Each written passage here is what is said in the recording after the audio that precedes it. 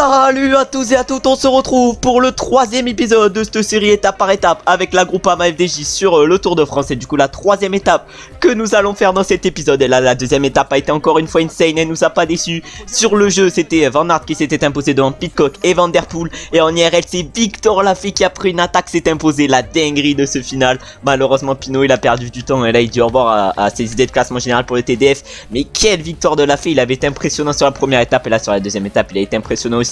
Van Aert du coup fait 2, Pogacar fait 3. Bon, on a vu suite à cette étape que Pogacar et Vingegaard c'était vraiment les patrons de ce Tour de France et qu'ils étaient vraiment au-dessus des autres. On espère un Gaudu qui va être performant parce que là on voit qu'il n'a pas été exceptionnel aujourd'hui le David. Mais on espère que ça ira mieux. Et du coup là au classement du meilleur grimpeur on peut voir qu'on était en tête avec pas cher.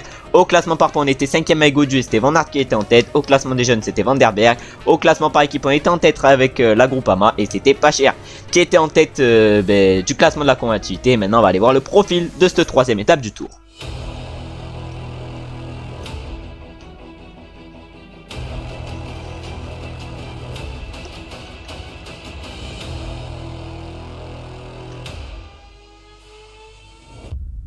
Bonjour les gars. Et du coup on a pu voir le profil de cette troisième étape qui ira de Amorebieta Extano à Bayonne. Une étape normalement pour les sprinters. C'est du coup la première étape pour les sprinters qui va nous attendre sur ce Tour de France.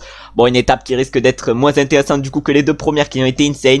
Mais ça va, après la troisième étape puis la quatrième on retrouvera les montagnes. Et là je pense que ça va être intéressant. Même si la cinquième je pense que ça va être plutôt pour les baroudeurs. La sixième étape avec l'arrivée à Cauterets, je pense que ça va être une vraie étape de costaud. Mais du coup là on va essayer évidemment de faire la meilleure performance possible sur cette troisième étape. Malheureusement avec la Groupama FDJ on n'a pas de sprinter. Du coup ça va être compliqué de faire un gros résultat aujourd'hui. On va peut-être essayer d'aller faire une place d'honneur, mais voilà, face aux Philipsen et Johan Jakobsen, bon on n'a pas trop notre place nous avec Quentin Pacher ou avec Stefan Kung. Ça va être compliqué de faire un sprint. Mais du coup comme je l'ai dit dans la dernière vidéo et pour la deuxième étape, sur cette troisième étape on va essayer de partir dans l'échappée avec Lars Van Der Berg. Je pense que ça peut être un bon échappé pour notre équipe. Et on va essayer de le faire kiffer évidemment sur cette troisième étape. Parce que sur les deux premières étapes il a été là en tant qu'équipier pour David Gaudu. Et là nous on va essayer de partir dans l'échappée avec lui, d'aller chercher pourquoi pas les points de la montagne. On peut voir qu'on a le dossard jaune avec la Groupama parce qu'on est au leader au classement par équipe. Mais maintenant du coup il va falloir qu'on essaye de se replacer avec Van Der Berg évidemment si j'y arrive, parce que là ça a l'air plutôt compliqué. Et on va voir ce qui se passe. En tout cas belle étape, 183 km, comme j'ai dit ça va être pour les sprinters, on verra ce qui se passe. En tout cas je pense que voilà moi mon favori je pense sur cette troisième étape ça va être Philipsen. Je pense que Philipsen ça peut être le plus costaud. Après il y a Jakobsen et il y a ma grosse cote qui est Coquard. Coquard c'est clairement ma grosse cote, mais je pense qu'il peut faire une très bonne performance sur cette troisième étape, on verra bien. Déjà la Cofidis pour eux le Tour de France est réussi avec la victoire de Victor Lafay. On verra maintenant s'ils arrivent à aller chercher plus. Et nous on va se retrouver avec Lars Van Der Berg directement pour la cote de troisième catégorie où il y aura 2 points à aller chercher. Et on va essayer évidemment de les prendre les 2 points. On est dans la première cote sur cette étape, une cote de troisième catégorie. On est avec Edmondson et Renard. Edmondson qui a chuté en IRL sur cette deuxième étape. On espère que ça ira mieux pour lui sur les prochaines étapes. Mais là Edmondson il va peut-être essayer d'aller jouer les points. On a qui également, on a Alexis Renard également dans notre roue. Mais nous on va essayer de bien suivre Edmondson. Edmondson il est très costaud, il accélère, mais j'avais pas vu qu'on était seulement à 300 mètres du sommet. On va essayer de finir au mieux avec Van Der Berg. Mais malheureusement on va terminer que deuxième sur cette cote d'air. Alexis Renard qui a été assez costaud pour aller chercher les points. Bon va falloir faire mieux sur les prochaines cotes. Bon on a quand même réussi à aller chercher un petit point, c'est-à-dire un petit lot de consolation. Mais si on veut faire un bon classement de la montagne avec Van Der Berg, alors que même en remportant tous les points de l'étape on sera quand même encore loin de Quentin Pacher. Mais si on veut pourquoi pas être placé correctement au classement de la montagne, si sur une étape on a des points intéressants à aller chercher, va falloir le faire. Et en plus sur cette étape on n'a rien à faire, autant essayer de passer en tête des cotes et des petites cotes qui auront lieu sur toute l'étape. Et on va se retrouver maintenant pour la cote de 4ème catégorie. Cette fois-ci il n'y aura qu'un point à aller chercher. Allez, on arrive dans une nouvelle cote de 4ème catégorie. En vrai les sprinters vraiment devraient tous arriver en groupe. Ça devrait être un sprint massif je pense sur cette troisième étape. Mais peut-être que si Cavendish vraiment il est aussi guess dans les bosses que sur les 2 premières étapes, il y a moyen qu'il passe pas cette étape. En tout cas nous on va essayer de passer en tête avec Lars Van Der Berg. Est-ce qu'on va y arriver? On a Edmondson dans la roue. Edmondson il est rapide, mais est-ce qu'il va pouvoir nous battre? Non c'est bon, on passe facilement en tête sur cette cote de 4ème catégorie. Et là notre total de points augmente du coup avec Van Der Berg. Et comme je disais, si Cavendish il est autant en difficulté que sur les 2 premières étapes dès que ça monte, sur la troisième étape il est peut-être également en difficulté parce que ça monte encore vraiment cette troisième troisième étape, même si voilà ça monte pas énormément, mais surtout que c'est loin de l'arrivée des côtes, il peut être quand même en difficulté. Et même sur cette troisième étape, ça m'étonnerait que ça roule très fort du côté des équipes de favoris. Ça m'étonnerait que la Jumbo et la UAE mettent en route, hein, parce que Pogacar, excuse-moi, il va pas aller faire le sprint sur cette étape. Et on va se retrouver du coup maintenant pour la prochaine côte avec Van der Berg, une côte où on essaiera d'aller chercher à nouveau des points de la montagne. On est maintenant là pour une nouvelle côte de troisième catégorie, la côte d'Itizar, 4 km 300, 4,7%, ça monte quand même hein, sur cette étape. Mais nous du coup on va essayer d'aller chercher les points, pourquoi pas avec Van der Berg, mais il va falloir lancer d'assez tôt. Il reste encore 500 mètres, 500 mètres de côte. On a Alex Kirch, on a Edmondson. Au moins là les côtes elles sont moins buggées que sur les premières étapes, mais est-ce qu'on va être capable de passer en tête? Ah non, pas du tout. On va aller chercher 0 points sur cette côte de troisième catégorie. Bon, ça a été clairement catastrophique avec Van der Berg, et maintenant sur le sprint inter par contre il va falloir essayer d'aller chercher les 20 points. Par contre j'ai pas de favori sur ce Tour de France pour le maillot vert, justement là on est sur une étape pour les sprinters. En vrai je pense que Peter Sagan pour son dernier TDF il peut essayer d'aller battre le record de maillot vert, parce que là je crois qu'à 7 il est à... non il ne doit pas être à égalité avec Zabel, mais voilà il en a 7.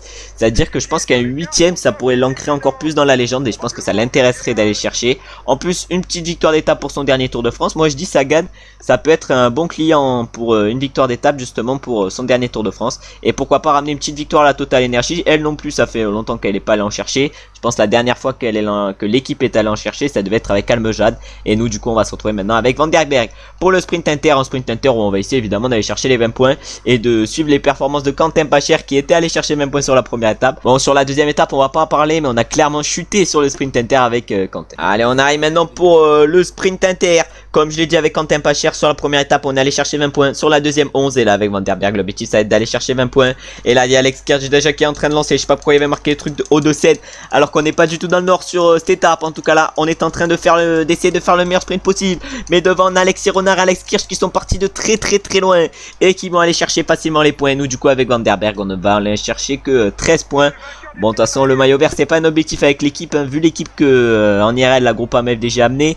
Clairement c'est pas pour les sprints hein, c'est pour aider Godu grand max, mais là pour ces types d'étapes par exemple, bon ils vont bien se faire chier à la Groupama. Et nous maintenant on va se retrouver pour la côte de troisième catégorie où on va à nouveau essayer d'aller chercher des points avec Van der Berg. Sur la dernière côte de troisième catégorie malheureusement on est allé chercher 0 points. Cette fois-ci il va falloir enfin aller en rechercher. Cette côte d'Igeldo elle est classée en troisième catégorie, mais en vrai elle aurait pu être classée en seconde catégorie hein. 5 km à 6,1%, c'est limite aussi dur que la côte qu'il y avait aujourd'hui. En tout cas là on est en train de tout donner. La côte d'Iskribel, voilà on va pas dire le blast de la côte, elle est tellement compliquée, mais là du coup Alexis Renard malheureusement il va aller nous battre sur cette côte devant Alex Kirch, et nous on va terminer beaucoup plus loin malheureusement. Mais en tout cas cette côte de troisième catégorie est très compliquée. Bon les sprinters ils vont quand même passer sur cette côte, mais c'est quand même un peu compliqué. Et nous maintenant on va se retrouver directement pour la dernière côte, c'est à dire la côte de quatrième catégorie. Si on arrive à tenir l'échappée avec Lars Van der Berg, et l'objectif ça sera de tenir dans cette côte le rythme des échappées et de nos compagnons d'échappée, afin de prendre les points évidemment comme je l'ai dit déjà 4 fois. Ah malheureusement on n'a pas pu suivre avec Van der Berg, c'est à dire qu'il a été distancé du peloton. Mais on peut voir que cette côte de 4ème catégorie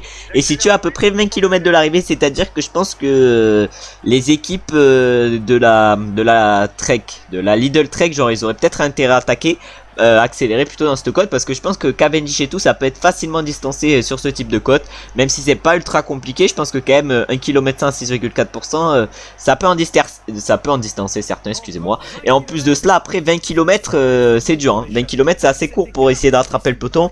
Du coup je pense que pour certaines équipes ça serait peut-être intéressant d'attaquer, d'accélérer dans cette boss pour essayer de lâcher les sprinters, alors que nous là on est bien placé avec Stefan Kung, et l'objectif sur cette étape ça va être de gagner avec lui, même si ça risque d'être compliqué. On va se retrouver du coup pour ça directement dans les 10 derniers kilomètres. Bon d'ici à ce que j'aille dans ces 10 derniers kilomètres malheureusement avec Stefan Kung on est un peu reculé dans ce peloton, mais là l'objectif évidemment ça va être pourquoi pas d'accélérer. Ça m'étonnerait quand même que Stefan Kung ait une grosse accélère, un gros sprint, mais peut-être que si on attaque on peut essayer de piéger les sprinters. Mais là faudrait d'abord essayer de se replacer dans ce peloton, parce qu'on a Wout van Aert devant nous, mais c'est assez compliqué. Ah ouais il a combien en agilité? Malheureusement on peut pas avoir son agilité, mais du coup on va essayer de se replacer avec Stefan Kung. Mais là on est toujours en 40ème position et on est bloqué par différents sprinters, alors qu'on peut voir que Egan Bernal a été distancé sur cette étape. Et là dans le peloton ça roule pas trop. Bon, ça roule quand même assez fort parce qu'on n'arrive pas trop à remonter avec Stefan Kung, mais peut-être tenter le coup des 7 derniers kilomètres.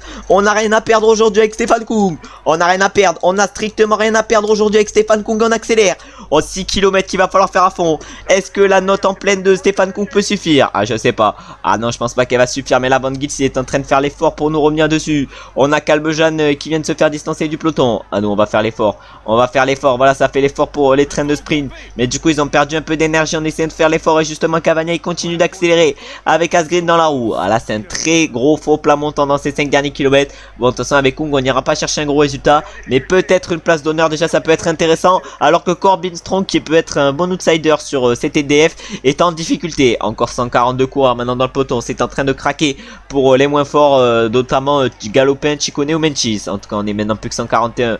On a Guarnieri qui est en tête. On a qui d'autre? On a les coureurs de la Lidl. On a les coureurs de la Autodestinée, excusez-moi, qui sont en tête pour leur sprinter Caleb Ewan. Nous, est-ce qu'on va pouvoir faire un bon sprint? Je sais pas. On a VDP également qui est bien placé. Peut-être qu'il va amener son coéquipier Philipsen. On a Alaphilippe qui est bien placé, alors que Girmay, c'était peut-être l'un des favoris aujourd'hui sur cette étape, et il est distancé. Oh là là, Girmay, c'est un gros coup de dur pour lui, mais on est plus que 121 dans le peloton. Ça explose de partout sur cette étape, 118. Oh là là, mais ça explose par l'arrière. On va plus être beaucoup pour ce jeu le sprint. Bon, nous avec Stéphane Kung, ça va être un sprint de façade que nous allons faire vu la place que nous allons aller chercher. Mais on va aller voir qui c'est qui va s'imposer sur cette étape. Oh le sprint.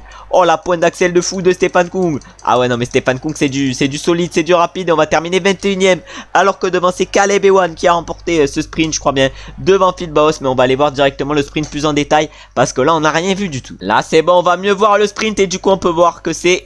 que ça s'est joué à rien là, hein. Caleb Ewan il s'impose, mais il était tout à gauche de la route. Ensuite le deuxième c'est un Bahreïn, je sais même pas qui c'est. Le troisième du coup c'est Jacobsen. Après ça termine 4ème pour Van Der Poel, ou 5ème. Ça termine 5ème je pense pour Van Der Poel, et c'est Brian Cocard qui termine 4ème. Et je ne sais pas du tout qui est le deuxième. On va aller voir ça directement au niveau des classements. Mais avant d'aller voir les classements, on va évidemment aller voir les podiums.